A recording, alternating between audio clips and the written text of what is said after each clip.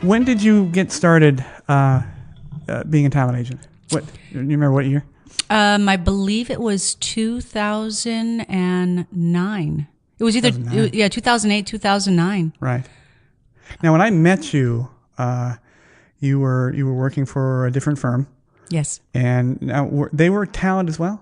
Were they? Yes, they were more of a decor house that added me on so they could have an entertainment addition to their company. Right. Now, are they around? Are they still around? You know, I don't know. I don't know either. Yeah, I'm not sure. Not in the same circles that I'm in now. No. Now, was that your first exposure to the event industry? Not the model and talent, because obviously you were a model and a talent. That was the first exposure to it on the back end. On the back end. Yes. Yeah. Did it help? Did you gain good experience with that? Oh, yes. Yeah, I did. In fact, it's funny because I always say I owe it to them for starting my own company. Right. I was pushed to do it. Right. Yeah. Yeah, I know. I that's where I met you. Yes. And I met a couple of the people involved in that firm, and they were interesting. Yes. Yeah. Yes. They were both ends of the spectrum. One young lady was really quite nice, I think. I don't know.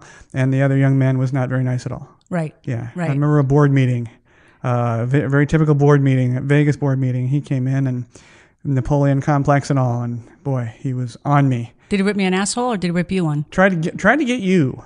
Yeah. And I was like, oh, this isn't happening. And I hadn't known you. I mean, we've known each other.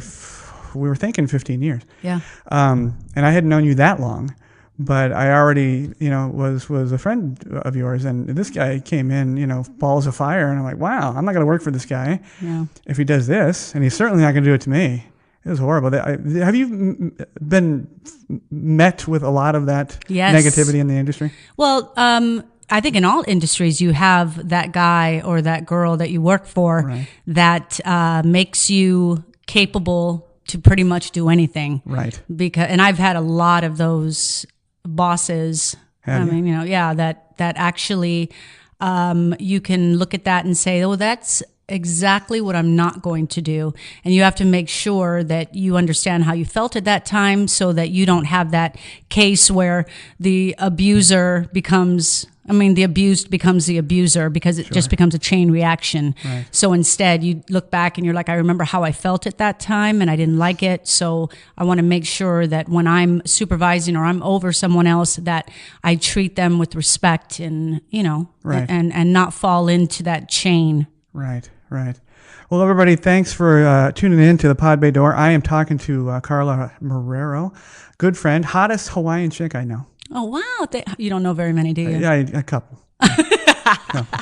But yes, I know a lot of very attractive Hawaiian girls, and you're number one. Oh, thank you. Yes. Not the youngest. That was an evil laugh.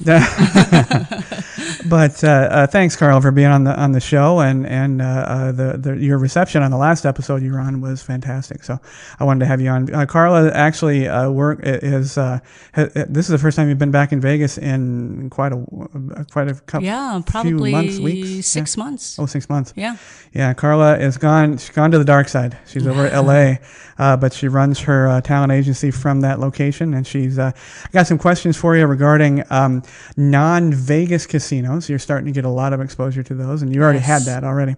But back to the question about when you started.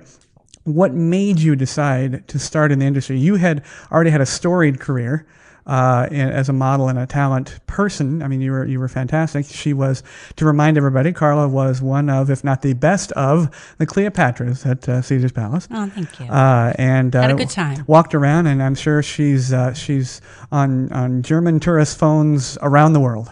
Yes. It's funny because there's interesting stories about that. Yeah. That I was traveling for Caesars and we took a trip for 2 weeks where we were going to a different city every single day.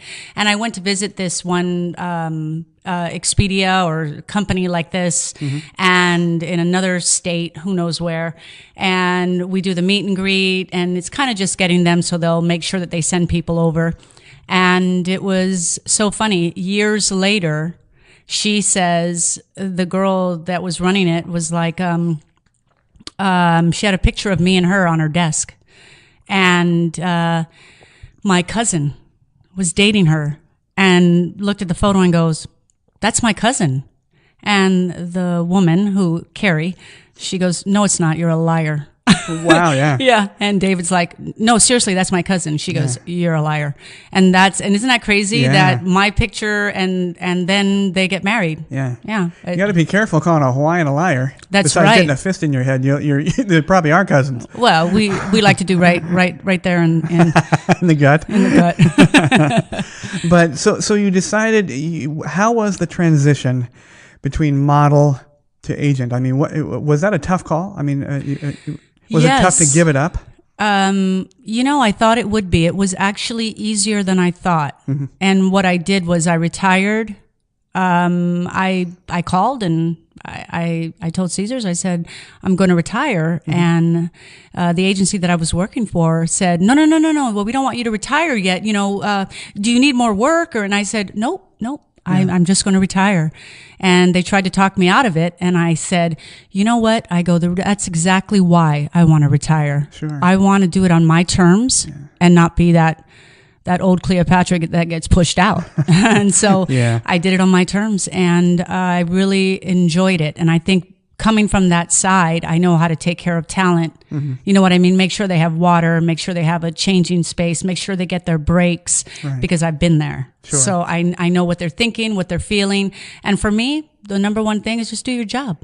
Yeah. Oh, that's tough though. Yeah. That's a tough thing to ask apparently in Vegas. I've had a lot of experience. Well, you get paid a lot of money.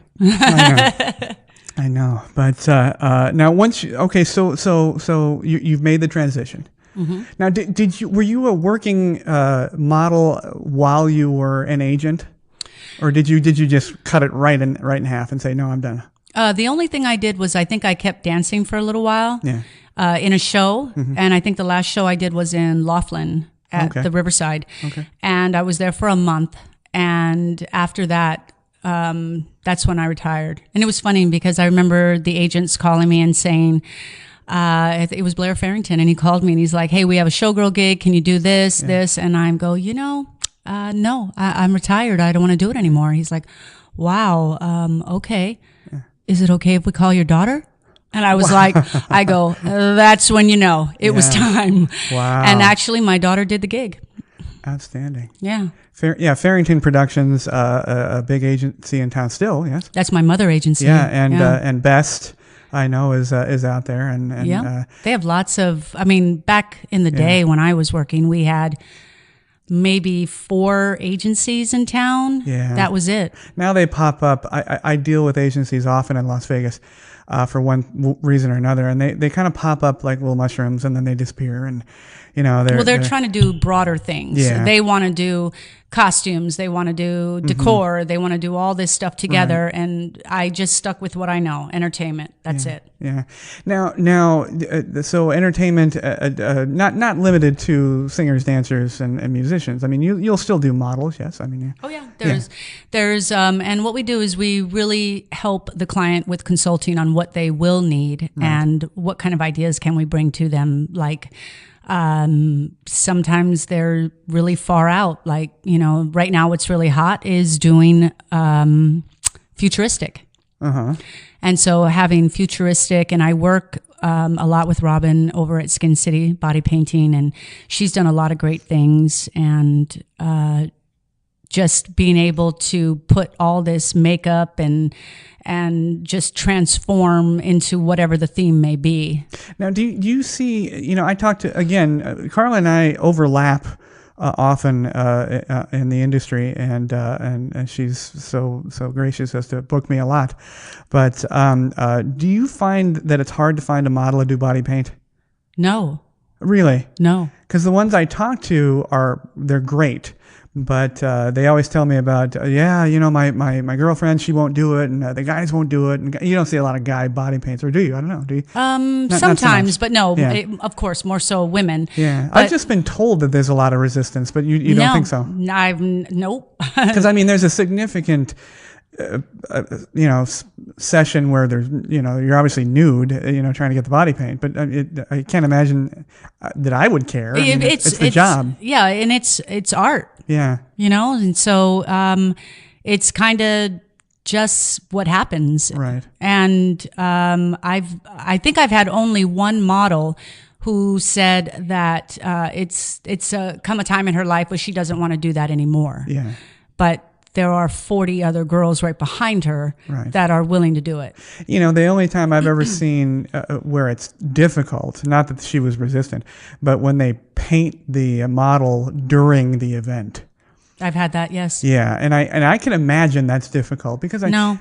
Well, no, cold. They're always cold. Everybody's always freezing, but not in an open air restaurant bar. In the summertime. Yeah, it's true. Yeah. And I remember, and not only that, some of the painted models that I have used are already in the topless shows. Fair enough. Yeah. So one of the girl that I actually used for this was in Fantasy. Now, is that as compared to a normal model, just one that shows up and is a booth host, for example, the body paint must get more pay, yes? Oh, yeah. Yeah. Okay. Plus, you have to pay them for the time they're being painted. Oh, yes. And then pay the artist. And then you pay them for their time. And because they only have pasties on, or a G-string or booty shorts or however it's done. Pasties? Yeah. Absolutely. In the hotels, yes. Absolutely. Okay. Well, pretty much everywhere. Okay. Yeah. All right. And that kind of ruins it, but a good artist, I think, they can get past it. Oh, you can't even tell. Okay. I mean, they... Robin and Ross and their team, they paint clothes. Yeah. And you can't tell. It looks like clothes until you get so close up. And then it just becomes a frenzy of photos because they can't believe the detail, the fringe, the ties, and the creases, it's unbelievable. That's fantastic. Now, with the current resurgence of the Nerd Nation and all the Marvel stuff, do you get any requests for Marvel characters? Are you even allowed to do that? Yeah. Because I don't know if Disney would freak out. Well, most of the time we're not doing public events, we're doing private corporate events. Sure. And so it's a private where it's not being charged and things like that. Like a Wonder Woman or something like that, like DC. They do. Right. I haven't had that request, but I have seen it. Okay. All right. They do the cape and it's amazing. Did you do it? Did you do a body paint? Or was that? Oh, have I ever done body paint? Yeah. I have. I don't think I have. I know it's like I've done a lot of things. I'm like thinking in my head. I'm like, I don't think so. But back when I was working, we didn't have the artist capability and creativity that we do now. So it was very different. Gotcha. Now, do you look back at your career fondly? The modeling part. I mean, are you glad? What other part of my career do I not look on fondly? That's true. I'll ask you a harder question. Oh, don't. Yes, I have to. Do you still like Las Vegas? Yes. Do you? Why? Yes. Why do you like it? Or what did you like it, and what has changed, and what do you like now? I like Las Vegas. The only thing that I see that's different here is when I go back to LA or I'm somewhere else, it seems to be slower. And then when I come to Vegas, I hit the ground running, and it just seems like I have a million things to do. I have my family here, and my friends are here, and so it just seems so busy. And the networking events, there's just so much opportunity here, and I think most people, when you meet them, they're just afraid that you won't be here because, like they say, Vegas can be the monster or the kitty cat. Yeah. You know what I mean? Yeah. So within a year or two, it either eats you up and spits you back to wherever you came from, or you tame that cat. Yeah. You know what I mean? Yeah. And so, were you ever close to that line where it was going to beat you? No. Were you ever at a really negative spot? No. Yeah. No. I think that I have some really great friends, and it's always good to have friends that are not in your line of work. Oh yeah, totally. Yeah. I wouldn't want to talk. I don't talking like shop. Yeah, 24 talking tech hours. for me is like, I don't care. Yeah. I totally agree. Yeah, so I think that it helped ground me, and I've found some really great opportunities, some really great friends, and some unbelievable memories from here. That's I mean, great. I owe a lot to Vegas, a lot. I do too. It kind of built me back up after a tough move from Phoenix. But what would you have done if you didn't come to Vegas? What was your road, you think, if you didn't become a model and an entertainer? You know, I don't know, because that's always what I wanted to do. It is. Yeah. I had a cousin that was a dancer when I was a young girl, and she used to come home, and it was a Polynesian show, so I was in Hawaii, and she would come home with her Tahitian skirt over her shoulder, walking in the door, and it used to excite me, and I loved it, and that's what I wanted to do. And at 17, I joined Hot Lava, and I danced with them. I was going to say, remind the audience when you started. You were just a pup. At 17, I was right out of high school. And I remember leaving my phone number on the drum kit of at the show and saying, you know, I would like to audition. And then after that, it's history. And now they work for me. There you go. That's the way of the world. Now, as I mentioned before, Carla actually came to us this week from LA, essentially, and she's basically expanded her business. I mean, she's running her Las Vegas-based talent agency from there. But one thing that she does, which I don't have a lot of exposure to, is she works with and for non-Vegas casinos. Now, what is the essential difference, in your opinion? What, I mean, we've all been to Indian casinos, and we've all been to, something smaller. We have a little town outside of Las Vegas called Mesquite, lots of little tiny places there. What do you think, why are they stuck? I mean, what are they just forever going to be a locals place? Well, not necessarily, but I see where, you could think that, but they're just card rooms. Yeah. And they were grandfathered in from back in the day, having all these poker rooms. And, poker is still huge in California. I mean, if you walked into one of those casinos, it's so weird because you don't see any slot machines at all. No video poker, no nothing, which is what I like to play. And you go in there, and there's just hundreds of poker tables. You have baccarat, you got pai gow, you got blackjack, and it's very, very different. They, I don't know this for sure, so I can't say it with, definitely, but they were saying that the Indian casinos won't allow the card rooms to have the machines. And it works a very different way. It doesn't work like Las Vegas. So you have, like, when the casino does their payouts, it's a third company that does the payouts. Okay. Where here in our hotels and casinos, I mean, the payouts come from the house. Mm-hmm. So win big or lose big, the house is the one collecting and paying. And out there, it's a third party company. So really, these casinos only make their money per a player, per a hand. You have to pay $1 every time you play a hand. Now, do you prefer, in your current role as agent and a director, do you prefer a smaller house? Do you prefer the non-Vegas properties, or do you like the Vegas properties because of the clear reason about their funding? Are you speaking for events? Yes. Oh, well, it has to be Vegas, hands down. Yeah. Because, you're not going to find the bigger companies, Google or, these huge companies having an event. Yeah. You know what I mean? In California at any of these casino places, because it's just not going to happen. Where here we have the three casinos that can handle all large events, which is going to be MGM, Venetian, and Mandalay Bay. Yeah. And when you have an event there, of course, you're just going to make more money because it's just more people. Yeah. Yeah. So more stuff. I agree with it. Now, do you for a while, we mentioned this, I think on your last interview, there was a trip that President Obama took, and unfortunately he made some certain statements. I don't think he meant certain things to happen with his statements, but they were taken generally out of context that people shouldn't come here. Do you see the event industry, the modeling industry, the talent industry, do you see the money coming back for that? What I'm seeing, for example, is that people are the expenditures for tech, photography, videography, filmmaking is coming back. back in the day, when those statements were made and the town started to shrink and the crash happened, people started, just absolutely, just clutching their funds and saying, okay, we want to eat, we want to drink.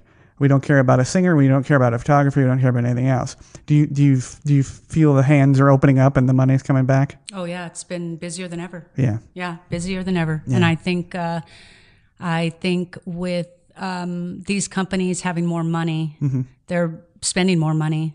Right. And so they're adding a lot of things last minute. And, sometimes they'll have a budget here and then a week before the event, they'll add other things to it, other elements. Right. And so I think that absolutely that it's going to increase. But like everything else, it's a roller coaster. So I'm sure as it increases, it's going to decrease and up again. Yeah. Okay, here's another tough question. Is it easier to deal with models or talent or singers, entertainers? Oh boy. Is it? Who's the quickest to become a diva, a model or a singer? Wow, I've had both, but I think when you're in the business long enough, you know not to hire those people again. Yeah. And so, that's a tough question. Mike, if you want. Is it far away? Yeah. No, and if you want. Oh no, I'm good. I'm like thinking. Wow. I think it may be even, and I don't even know if it has to do anything with the entertainment portion that they're in. I think it has to do with the individual. Yeah. Are there divas anymore? Does anybody pull that shit anymore? Oh God. Are you kidding me? Yes. I guess. Yes. Yeah. Absolutely. They're still women, so obviously there's going to be trouble. I have a couple that are popping up to my mind. Models that are being paid really good money to be directional. And that means you're at the convention or you're at an event and you're holding a sign that says go this way because you have 5,000 people that you have to direct into a room. Right. And I had a model when handed a sign. I don't hold signs. She doesn't hold signs, really? Yeah, I don't hold signs. Wow. And I'm like, then you can't hold this check either. Yeah. Carl and I have talked about, in fact, we talked about this earlier. Vegas is, I think, a perfect example of the disease that is called I'm worth. And a lot of people in town think they are worth this, especially photographers. But I'm sure models are, with the sign, I don't hold signs. I'm worth, you're worth as much as like Carla said, the check that's going to be written for you. Right. Yeah, it's tough. Yeah. That's a tough thing to deal with. So what do you do with that girl? No, you sure won't. You won't hold the sign for me. I'm going to tell you a little secret. Uh-oh. Is listen closely. Listen closely. The secret is I never, ever, ever upset talent before or during an event. Yes. So I'm very, very sweet. Oh, you don't? Okay, that's okay. I have something else for you to do. Yeah, clean the bathroom. Yeah, and then she probably will never hear from me again after that day. If I have to use them again, then I give them the let's sit down and have a talk. And, I kind of you got to break them down a little bit from whatever ladder they climbed that wasn't very sturdy to begin with. Yeah. And I let them know really how the cow eats the curd. And then we go from there. Did you ever hold a sign? Oh, yeah. Did you? I don't care. I'm like, you're writing me a check? Yeah. What do you want me to do? Put a clown suit on? I don't care. How did you feel, speaking of that, how did you feel, with all this Me Too stuff, and we've already talked about this ad nauseum, but how did you feel about the clear objectification? Carla deals with models, and she has been a model that has done what we call booth candy or booth babes. Booth bunny. Yeah, booth bunny. Of course, it's not actually written that way in the contract, and nobody really says it out loud. But it's just industry people. We call it that. And how did you feel? Did you feel objectified? And can you be objectified when you're getting paid? I don't think that it affected me as much as it may affect other people, because other people may have situations that would, have made them feel that maybe what they're doing isn't helping the cause, or that you know what I mean, feeling like this. But I didn't. I think that for me, it's always been it's work. I'm doing a job, and just like they tell you, your thoughts don't define you. Right. Neither does what I do to get paid, right? It's like if I'm holding a sign, or I'm a booth bunny, or I'm doing something to that effect, I'm just doing my job. And besides that, I'm not just standing there and smiling and stuff. I'm engaging with people. I'm asking them questions. I'm learning about them, because that's the secret to make time go by fast. Yeah, no, it's absolutely true. And although I have to say you were a standout in that particular arena, I have been exposed to many booth bunnies, and they don't engage. Yeah. You know, they're just stretching out those 6 to 8 hours, and they do the minimum. You know, they hold their sign and they don't speak. Yeah.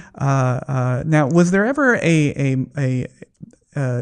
were you ever the mode of dress that you were being paid to wear? Were you ever like, I'd prefer not, but I'm going to go ahead and do that because they're paying me pretty well? Or did you ever care? No, I never cared. I mean, I can't think of any. I mean, you got to remember, I'm always dealing with the corporate world, so there wasn't ever a time that it wasn't corporate friendly attire. That's true. I mean, one of the things I have to emphasize is that Las Vegas is often depicted as out of control. We're not. I mean, you can't be naked, obviously, with the pasties, and with the very single exception of the nightclub and bar, you can't drink on the floor of these things. So it's actually quite controlled, because the Gaming Commission requires a lot of these rules to be in place. Oh, they're strict. No, they're huge. I mean, if you're lucky to get the conference at all, you'll get fined. Oh yeah. So yeah, but I mean, did anybody ever ask you to wear? Did you ever wear a costume with a head, like a giant bear, or Oh, where you weren't you anymore? I was Queen Zulu in the Show in the Sky. Oh, that's right. In Masquerade Village, yeah. And can I tell you, that was the greatest. It was the first show of the day. Yeah. So while everyone is putting on makeup and lashes, I walked in 30 minutes before, of course. But I walk in, no makeup, just hang out, put my costume on, and then after the show, I start putting on my makeup slowly for the next show. Nice. But yeah, Queen Zulu. And I loved it, because wearing a complete costume that way and covering your face and everything, you could be silly. Yeah. You could be so much fun. I actually absolutely loved doing that. Really? Yeah. You like people? I do. Do you? I love people. I'm not being. Yeah. I mean, Carla and I joke about a lot, and I've made it my position clear on people. I do. Carla, you do, don't you? I do. Yeah. I love to hear people laugh. Yeah. I love to ask them questions and hear about their life and get them to open up. Yeah. I'm actually one of those people that truly enjoys engagement, human engagement. And I don't mean texting. No, yeah. Yeah, talking on the phone or anything. Yeah. I like to really sit down and talk with people and make sure they're doing all right. Because you know what's funny? Do you know that most of the time people talk so much, and they have friends that just listen, and you forget to ask, how are you doing? I don't forget, but yeah, okay. No, you don't forget, but sometimes I will. Now you make me sound bad. No. I'm not saying you're a very sweet but person. You know what I mean? You. Oh, I'm not that sweet. Come on. But you're wild, but you're not. Yeah, you're very sweet. But like, I have friends that I see a lot, and it's funny. It just happened this past week where I had a girlfriend that speaks about her children and talks about everything going on. And I met early with her, and I said, I just wanted to meet you before we met all the rest of our friends, and I want to know how you're doing. Yeah. I go, because I don't ever hear you talk about yourself. And it stopped her. It actually stopped her in her tracks. And she goes, no one's ever asked me how I'm doing. Though, has your personality, that part of your personality, ever come into conflict with this town? Because this town doesn't give a rat's ass about anybody. Sure, they do. Some people do. No, I mean the town. I mean the spirit, the specter that is Vegas. It doesn't care. It doesn't care. Like we were saying on the last episode about millennials. She's gonna slough them off in a couple of years. It doesn't care. But yeah, sometimes. Do you think being sweet is difficult? Well, no. I think the difference is. I think the difference is that I may choose my friends differently. Yeah. Because I don't surround my friends around people that are self-centered or just talk about themselves or piss me off. Yeah. Yeah. Yeah, there's only so much you can take. I mean, at the same time, you can be, nice and sweet and stuff, but you're going to have days where you're like, you know what? Today's a day that I think I'm going to put my headset on so that everybody understands. Don't talk to me because you don't want anything that's going to come out of my mouth to actually hit you. Nice. Now, were you always sweet? Did you always care? I don't know if it's sweet. Did little Carla care? I'm a Libra. Oh man, you can't make a decision then. Yeah, I can't make a decision. You got cold stone syndrome. Yeah. Oh Lord, don't give me, and not only that, don't give me 31 flavors. Oh man. But you know what I'm saying? It's like I think that and I believe somewhat to an extent about when you're born and all that. And I have a friend Treasure that actually tells me all about me, and when you read it, you're like, oh my gosh, that's me. Indecisive, but I can tell you what I don't want. Yeah, so I'm like, I don't know where I want to eat at. Well, what about Mexican? I don't want Mexican. Oh, okay. Yeah. Well, what about Chinese? I don't want Chinese. Yeah, so I'm like that. But I gotcha. I have other better attributes, okay? Yeah, she does. I don't want to talk about the bad ones. Okay. Tell me about the best night you ever had in Vegas. Best night I ever had. And for whatever reason. Oh, I've had so many. Drunken debauchery, or you won money, or what was your best night? Oh, gosh. What comes to mind? Just don't even think. What was it? You know what's funny?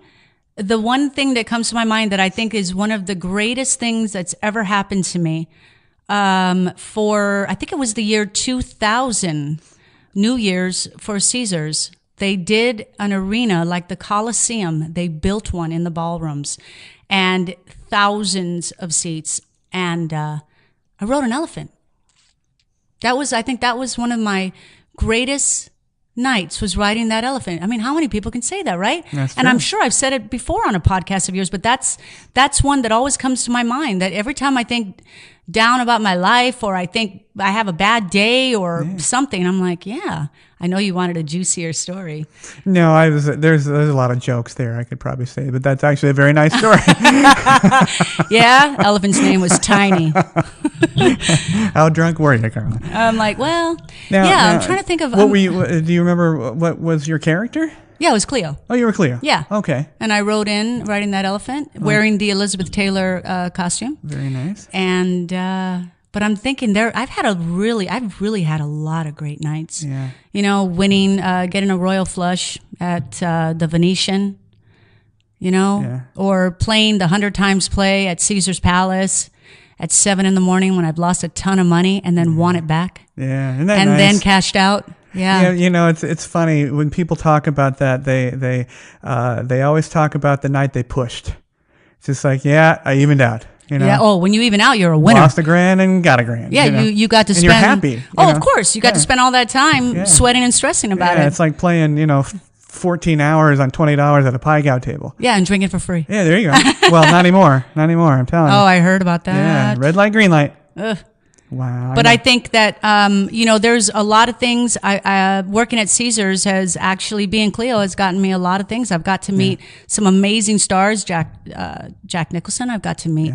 And wow, who is the boyfriend of Casino? Wow, all the actresses. De Niro? Nope. In the movie Casino? Yeah, who was the boyfriend, the pimp? Wow. Oh, James Woods. Yes, I got to meet him one night too. Yeah. Wow. Yeah. I thought that he'd be an interesting one to meet. He was nice. He was calm. Sure. We always forget these are normal people. Yeah, he seems like a person who's seen some things. Yeah. His characters. I mean, Just I don't in know that how movie. he draws his characters up. Yeah, right? Yeah. Yeah, it's crazy. Okay, what was the worst night? My worst night. Wow. My worst night. I've had a lot of those too. This is a whole new podcast, though. I know. Yeah, if I took these two questions home, I'm telling you, you'd have some stories. Well, like I said, don't think about it. Worst night. Worst night where you're beaten. The town got you. I think one of my worst nights was, I don't know. I remember my mom saying to me that she had to pick me up from somewhere, and I was sleeping on a doormat in front of a door. Okay. Yeah, I think I was drunk. Oh, you think? Yeah, there's a possibility. But that I think happened before I was 20. Oh, okay. Yeah. Yeah. And then it's really weird because then all through my 20s, everything is fuzzy. Yeah. They're like, "What'd you do on your 24th?" I'm like, I don't know. Did you pick back up in your 30s? No, I picked back up in my 40s. 40s. Yeah. Oh, wow. See, you're giving away. People think you're probably a gorgeous young chick. You're giving away your age. Oh no, let's not lie to each other. You're still gorgeous. Okay. A lot of our listeners are not necessarily oft visitors to Vegas. What would be your number one suggestion? What number one rule when you come as a tourist when you come to Vegas? What's the number one thing you would tell somebody? I'm coming to Vegas. If you said to me, "I'm coming Yeah. to Vegas," Yeah. and I would say, try to do something off of the Strip. Yeah, me too. Yeah. Me too. Because the Strip, it's like Disneyland. You can Yeah. come anytime. You can see it. I mean, I love going to Wynn and to Bellagio to see the horticulture of whatever they've done, Sure. you know. But I think that there's some amazing things that you could see Right. off of the Strip. I mean, pool park, day clubs, nightclubs, some of these, you know what I mean? It's great. If that's what you're here for, great. Yeah. And you're going to do that, and you never have to leave your hotel. But if you were to travel a little bit outside, there's some incredible, beautiful places I agree. that you can see. And people don't believe that you can get Zen out here, but you can. You absolutely can. Yeah. And see, this is from a woman who spent some quality time in Hawaii. Yes. Yeah. Quality, yes. A lot of quality time. Yeah. How have you been recently? I went back 2 years ago, and I'm going back again for my family reunion in July. Maui? Or Kauai? Oahu. Oahu. Oh, Yep. okay. Oh, that's right. I was just there Yeah. in October. Yeah, that's what I thought. I'm sorry. I went to Kona. I went to Drunk again. Maui. Well, that only happened after the third day. Yeah. And I went to Walmart and said, No, I've been to the Hawaiian Walmart. Yeah, I'm getting a handle. Awful. Oh, and I've also been to the Hawaiian Costco where I'm told to get gas. Couldn't even get in. Yeah. It's a Couldn't long even get wait. in. Yeah, it's insane. It's a long wait. Okay. Last question for you. And clear your mind. Be zen. Okay. What is your favorite Vegas sound? My favorite Vegas sound. What is it that warms your heart? You obviously love Vegas and you respect it. What sound is Vegas to you? That encompasses Vegas? Yeah. Because the best sound is in the morning when it's silent. That's when everything comes together, because after that it's scattered. Yeah. But I mean, it's funny. I think that I miss hearing the change coming out of the slot machines. I do too. I do. We talked about that. Yeah. The big dollar silvers flopping down in the baskets. Yeah. Yeah. Yeah. I miss that. I miss all of the Asian ladies gambling with the white gloves.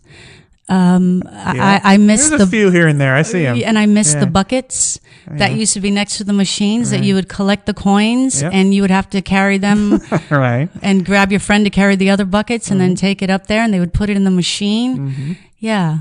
Back in the day, you could even bring your own wrapped coins. Yeah. They would process your quarters and your pennies and everything else. Remember that? Yeah. Oh my gosh. Yeah. What's your least favorite sound? What do you can't stand it? I don't want to hear it. Vegas sound now. Okay, my least favorite Vegas sound. Mine is the same, Vegas or not. The Woohoo Girls. Oh, really? Yeah.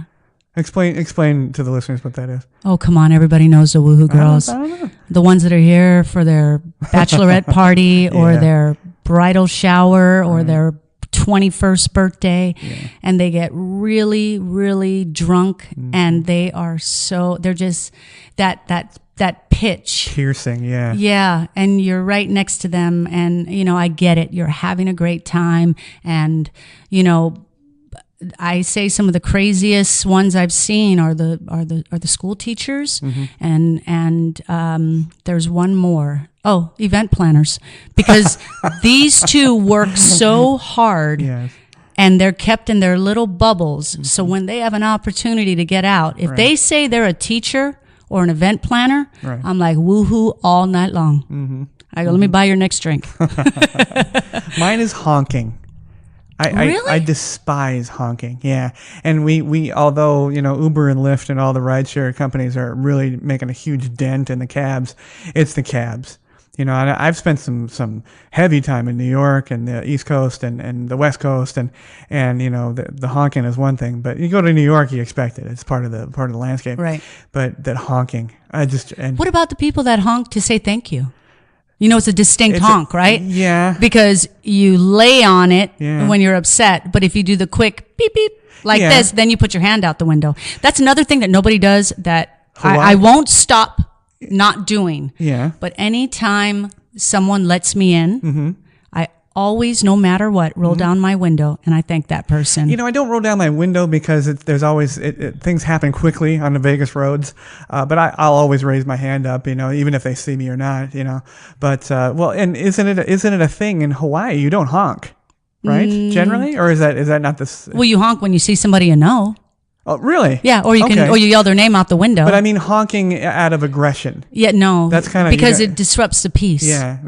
Yeah, it disrupts the peace. Okay. And there's another thing in Hawaii that you don't do for tourists. If you ever go there, do not throw your cigarette out the window. Oh yeah. Because if a local person sees you do that, they will back in. They'll follow you.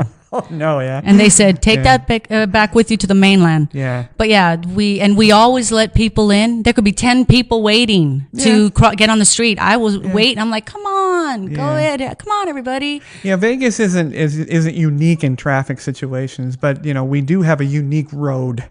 And it becomes untenable. I mean, it's just an unbelievably bad road sometimes. It was bad the other night when the Golden Knights were playing. And thank goodness I was going the other direction. Yes, ma'am. I didn't go anywhere near it. But that's interesting. Talent was late by an hour because of that bastards. traffic. See? Have them hold the sign. I would do that. But, well, Carla, thank you for being on the show again. Yep. Of course. Thank you for inviting me. Oh, my pleasure. My pleasure. If you guys, we would really love it if you guys go on to iTunes for us and give us a review, 5 stars if you think we're worth it. You can check with us at thepodbaydoor.com. Also check in with us on our blog. It's thepodbaydoor.wordpress.com. And my thanks to Carla, and we wish her the best in all of her endeavors here in Las Vegas and beyond. But we will see you next week. Thanks to everyone listening and watching. You can catch the Pod Bay Door on the Podbean app or any of your favorite podcast apps, including iTunes, Google Play, TuneIn, and Stitcher Radio. You can watch the show on our YouTube channel at the Pod Bay Door Podcast. Please download, like, and subscribe. Our social connectivity screen is coming up. Check in with us on Facebook, Twitter, and WordPress. The Pod Bay Door is closed and talent is out. Hey everybody, thank you very much for tuning into the show. We would love to hear your show suggestions and comments. If you are watching on our YouTube channel, please click to subscribe. You can also connect with us on Facebook using @PBD Podcast, on Twitter using @TPBD Podcast, and on WordPress at thepodbaydoor.wordpress.com.